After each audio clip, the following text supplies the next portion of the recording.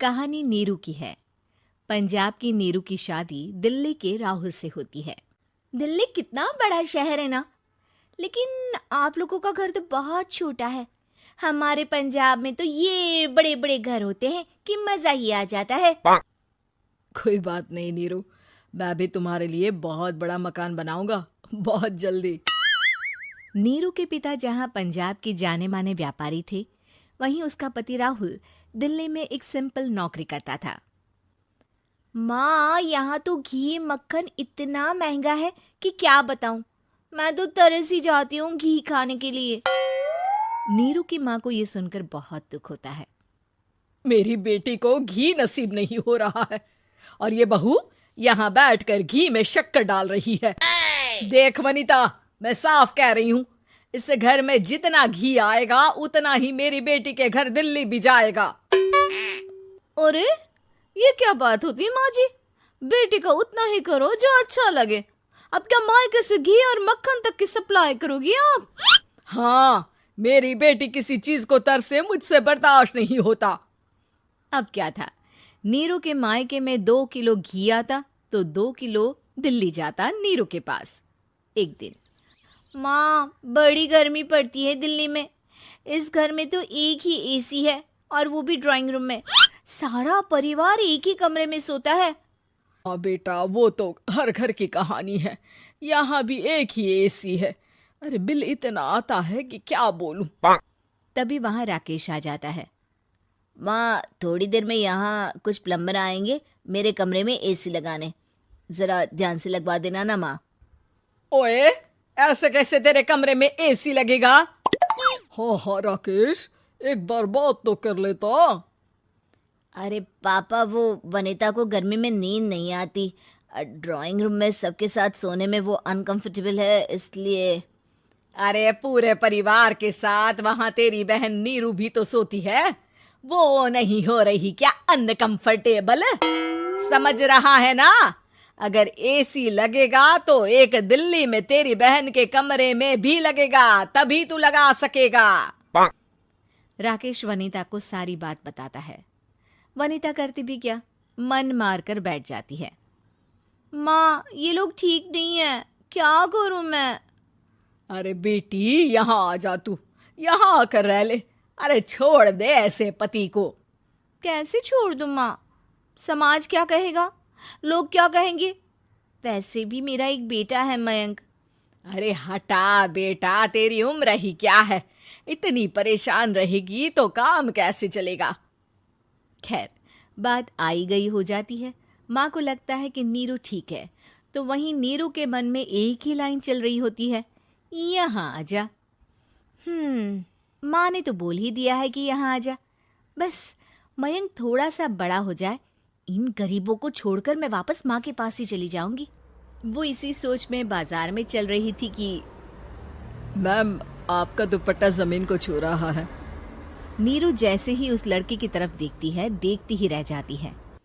हाय रे, कितना सुंदर लड़का है ये। अब क्या हुआ? मैंने कहा आपका दुपट्टा। तो खुद ही उठाकर दे दो ना।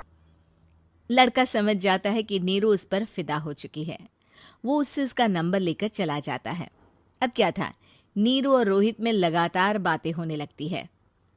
मैं हरियाणा का रहने वाला हूँ, यहाँ एक बड़ी कंपनी का मैनेजर हूँ। अच्छा, और कितने बच्चे हैं तुम्हारे? बच्चे? अरे मेरी तो शादी भी नहीं हुई है। तुम बताओ, शादी करोगी? नीरू शर्मा जाती है। अब लेकिन मैं तो पहले से ही शादीशुदा हूँ। मुझे फर्क नहीं पड़ता, बस तुम शादी कर लो, भाग चलते हैं।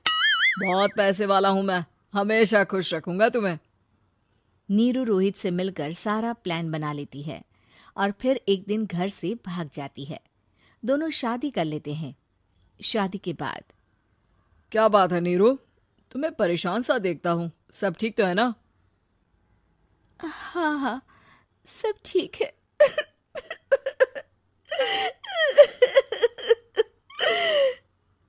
ये कहते कहते ही वो रोने लगती है।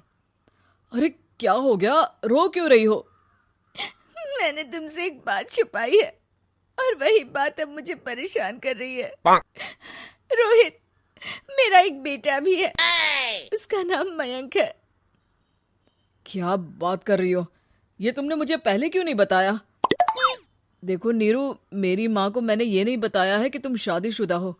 बच्चा मैं मैनेज नहीं कर पाऊंगा। नीरू को समझ में नहीं आता कि वो क्या करे। तुम उस बच्चे को अपनी माँ को क्यों नहीं दे देती? नीरू चुपके से माँ को फोन करती है। माँ, क्या मयंक को तुम रख सकती हो? बेटा, मैं राकेश के साथ बात करती हूँ। आखिर घर का बेटा वही है, जो वो बोलेगा। वैसे भी बेटा, तूने जो किया है ना, उसके बाद से पूरा घर तेरी बुराई कर रहा है।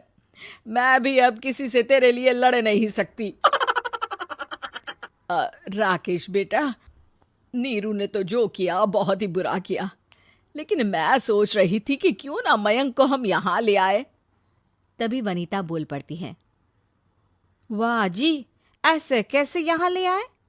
यहाँ क्या भंडारा भरा है? और जिस बच्चे की माँ ने नहीं सोचा, उसके लिए हम क्यों सोचे? नीरू को एक बार तो अपने बच्चे के बारे में सोचना चाहिए था ना।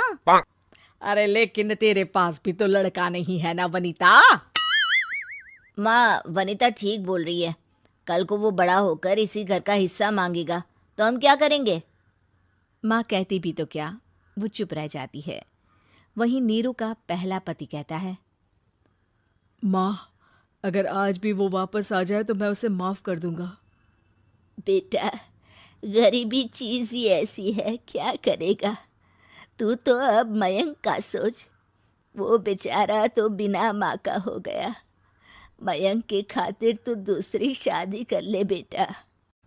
लोगों के लाख समझाने के बाद नीरू के पहले पति की शादी रिद्धि से हो जाती है, जिसके पहले पति से 2 बच्चे होते हैं। देखो जी, मैंने शादी सिर्फ बच्चे के खातिर की है। मैंने भी शादी सिर्फ बच्चों के खातिर की है। वहीं नीरू के दूसरे पति के मन में ये बात घर कर जाती है कि नीरू एक मासूम बच्चे को उसके खातिर छोड़ कर आई है। अब देखो नीरू, मुझे लगता है कि जो औरत अपनी कोख का बच्चा छोड़ सकती है, वो तो कुछ भी कर सकती है। कल को तुम्हें मुझसे अच्छा कोई मिल गया तो तुम तो मुझे भी बाय बाय कर दोगी ना। नीरू को अब उसका दूसरा पति ताने देना शुरू कर देता है। तंग आकर नीरू उसके यहाँ से भागकर अपने पहले पति के पास चली जाती है, लेकिन ससुराल में क्या लेने आई है नीरू, मयंक को? नहीं नहीं सासू माँ, मुझसे गलती हो गई, मुझे माफ कर दीजिए। नीरू, अब वक्त खत्म हो गया है, मेरी शादी हो चुकी है। तो छोड़ दो ना उसे, हमारा बच्चा है। मैं आपको अपनी माँ नहीं मानता, मेरी नहीं मान तो बात अच्छी है। नीरू मयंक की बात सुनकर समझ जाती है कि उसके पास अब न आसमान रहा ना ही जमीन।